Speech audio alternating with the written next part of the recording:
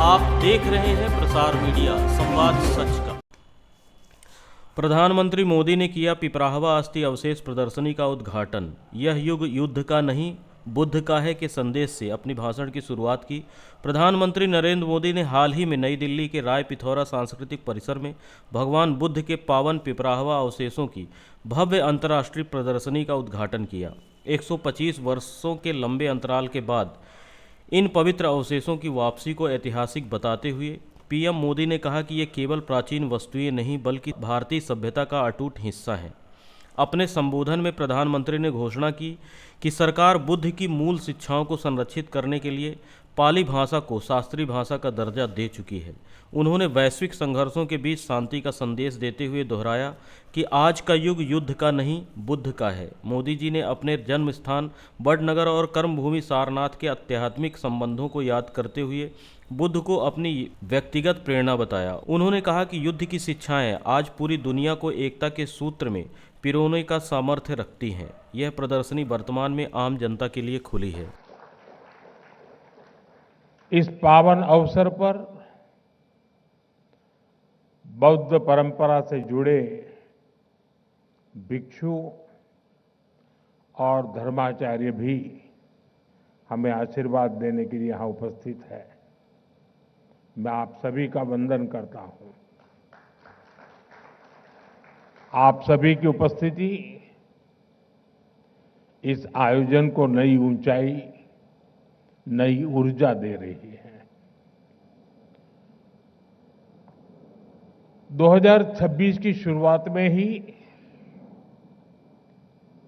ये शुभ उत्सव बहुत प्रेरणादायी है और मेरे लिए भी सौभाग्य है कि 2026 का मेरा ये पहला सार्वजनिक कार्यक्रम है जो भगवान बुद्ध के चरणों से शुरू हो रहा है। मेरी कामना है भगवान बुद्ध के आशीर्वाद से 2026 दुनिया के लिए शांति, समृद्धि और सद्भाव का नया दौर लेकर के आए। साथियों, जिस स्थान पर ये प्रदर्शनी लगी है वो भी अपने आप में विशेष है। किला राय पिथौरा का ये स्थान भारत के गौरवशाली इतिहास की यश भूमि है। इस ऐतिहासिक किले के इर्द गिर्द लगभग 1000 साल पहले उस समय के पूर्व शासकों ने एक दृढ़ और मजबूत सुरक्षित दीवारों से घिरे नगर की स्थापना की थी। आज उसी ऐतिहासिक नगर परिसर में हम अपने इतिहास की एक आध्यात्मिक और पुण्य गाथा को जोड़ रहे हैं। साथियों, यहां आने से पहले मैंने विस्तार से इस ऐतिहासिक प्रदर्शनी को देखा। भगवान बुद्ध के पवित्र रेलिक्स को अपने बीच पाकर हम सभी धन्य हैं। इनका भारत से बाहर जाना और लौटकर फिर भारत आना, ये दोनों ही पड़ाव अपने आप में बहुत बड़ा सबक है।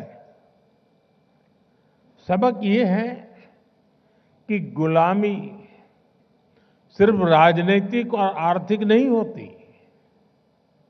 गुलामी हमारी विरासत को भी तबाह कर देती है। भगवान बुद्ध के पवित्र रेलिक्स के साथ भी यही हुआ। गुलामी के कालखंड में इन्हें भारत से छीना गया। और तब से करीब 125 साल तक ये देश से बाहर ही रहे। जो लोग इन्हें भारत से लेकर गए थे, उनके वंशजों के लिए तो ये सिर्फ निर्जीव एंटीक पीस ही थे, और इसलिए उन्होंने इन पवित्र अवशेषों को अंतर्राष्ट्रीय बाजार में नीलाम करने का प्रयास किया। लेकिन भारत के लिए तो ये पवित्र रेलिक्स हमारे आराध्य का ही एक अंश है, हमारी सभ्यता का अभिन्न अंग है। इसलिए भारत ने तय किया कि हम इनकी सार्वजनिक नीलामी नहीं होने देंगे। और मैं आज गोदरेज समूह का भी आभार व्यक्त करता हूं। उनके सहयोग से भगवान बुद्ध से जुड़े ये पवित्र अवशेष भगवान बुद्ध की कर्म भूमि, उनकी चिंतन भूमि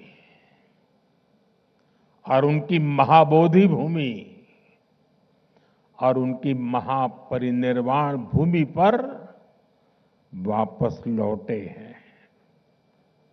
साथियों, भगवान बुद्ध का ज्ञान, उनका दिखाया मार्ग पूरी मानवता का है और कालातीत है। ये समय में बंधा हुआ नहीं है। ये भाव हमने बीते कुछ महीनों में बार बार अनुभव किया। बीते कुछ महीनों में भगवान बुद्ध से जुड़े पावन अवशेष जिस भी देश में गए, वहां आस्था और श्रद्धा का ज्वार उमड़ आया। थाईलैंड में अलग अलग स्थानों में ऐसे ही पावन अवशेष रखे गए थे। महीने भर से भी कम समय में वहां 40 लाख से अधिक श्रद्धालुओं ने उनके दर्शन किए। वियतनाम में जन भावना इतनी प्रबल थी कि प्रदर्शनी की अवधि बढ़ानी पड़ी। वहां के 9 शहरों में करीब 1.25 करोड़ लोगों ने बुद्ध अवशेषों को नमन किया। मंगोलिया में गंदर मठ के बाहर हजारों लोग घंटों घंटों तक प्रतीक्षा करते रहे। कई लोगों ने सिर्फ इसलिए भारतीय प्रतिनिधियों को छूना चाहा क्योंकि वे बुद्ध की भूमि से आए थे।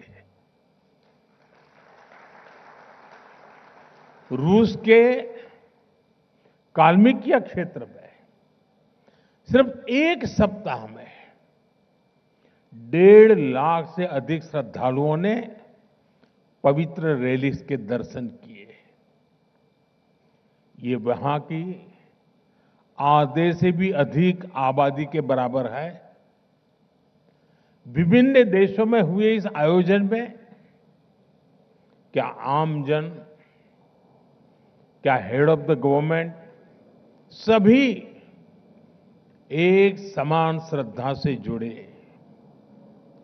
भगवान बुद्ध सबके हैं। भगवान बुद्ध सबको जोड़ते हैं। साथियों, मैं खुद को बहुत भाग्यशाली समझता हूं क्योंकि भगवान बुद्ध का मेरे जीवन में बहुत ही गहरा स्थान रहा है। मेरा जन्म जिस वडनगर में हुआ वो बौद्ध शिक्षा का बहुत बड़ा केंद्र था।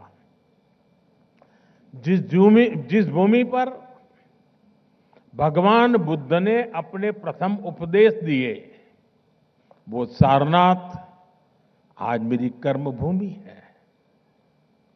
जब मैं सरकार के दायित्वों से दूर था, तब भी मैं एक तीर्थ यात्री के रूप में बौद्ध तीर्थ स्थलों की यात्रा करता रहता था। प्रधानमंत्री के रूप में तो मुझे दुनिया भर में बौद्ध तीर्थों में जाने का सौभाग्य मिला है। नेपाल के लुम्बिनी में पवित्र माया देवी मंदिर में नतमस्तक होना अपने आप में अद्भुत अनुभव था। जापान में तोजी मंदिर और किंकाकुजी में मैंने महसूस किया कि बुद्ध का संदेश समय की सीमाओं से भी आगे है। मैं चीन में शियान की बिग वाइल्ड गुंजा पैगोडा में वहां भी गया, जहां से बौद्ध ग्रंथ पूरे एशिया में पहुंचे। वहां भारत की भूमिका आज भी स्मरण की जाती है। मैं मंगोलिया के गंदन मठ में गया तो मैंने देखा कि लोगों की आंखों में बुद्ध की विरासत से कितना जुड़ाव है। श्रीलंका के अनुराधापुरा में जयाश्री मोहाबोधि के दर्शन करना, उस परंपरा से जुड़ने का एहसास था जिसके बीज सम्राट अशोक, भिक्खु महेंद्र और संघमित्रा जी ने बोए थे। थाईलैंड के वाट फो और सिंगापुर के बुद्ध टूथ रेलिक मंदिर की यात्राओं ने भगवान बुद्ध के संदेशों के प्रभाव को लेकर मेरी समझ को और गहराई दी। साथियों, मैं जहां जहां गया, मेरा प्रयास रहा कि मैं भगवान बुद्ध की विरासत का एक प्रतीक वहां के लोगों के बीच में जोड़ करके लौटूं। और इसलिए चीन, जापान, कोरिया, मंगोलिया, मैं जहां भी गया, बोधि वृक्ष के पौधे लेकर के गया था। आप कल्पना कर सकते हैं, जिस हिरोशिमा पर, उस हिरोशिमा शहर को एटम बम ने तबाह कर दिया था, वहां के बॉटनिकल गार्डन में बोधि वृक्ष का होना मानवता के लिए कितना बड़ा मैसेज बना है।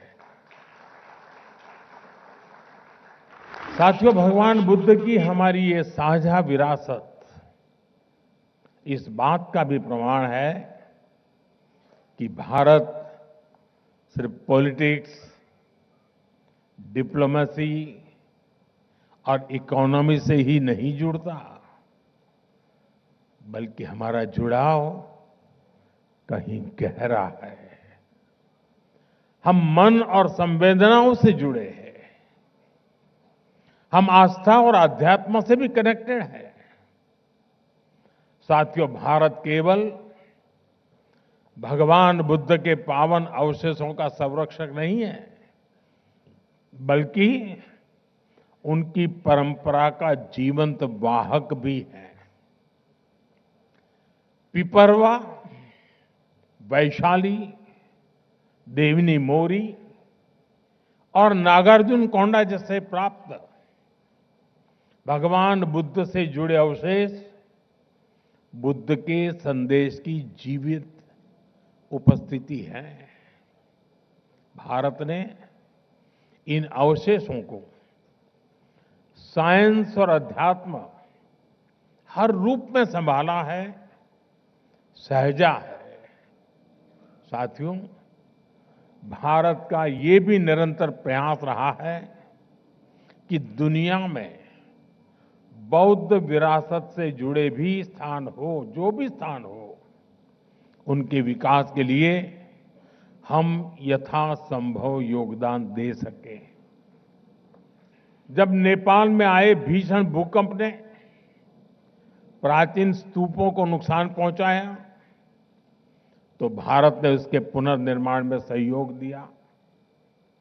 म्यांमार के बागान में आए भूकंप के बाद हमने 11 से अधिक पगोड़ाओं का संरक्षण किया। ऐसे अनेक उदाहरण हैं। भारत में भी बौद्ध परंपरा से जुड़े स्थानों और अवशेषों की खोज और उनके संरक्षण का काम निरंतर चल रहा है।